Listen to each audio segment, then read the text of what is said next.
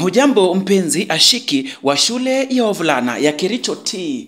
Hali gani? 16 ikiwa ni tarehe mwezi wa 6 mwaka 2025. Shule ya Kericho T inayokuja kwa kasi zaidi imeweza kuandaa mashindano ya michezo za sekondari katika hatua ya ugatuzi baada ya kuibuka kidedea kwenye zonals mapema wiki jana. Vijana wa KT almaarufu kama The Intellectuals wamepata afueni baada ya mchezo wa raga wa wachezaji 7 kila upande kupata upenyu na kusonga hatua mbele ya kaunti. Si raga tu, wachezaji wa mchezo wa vikapu 3-3 pia watapata nafasi ya kujiunga na wale wa kaunti.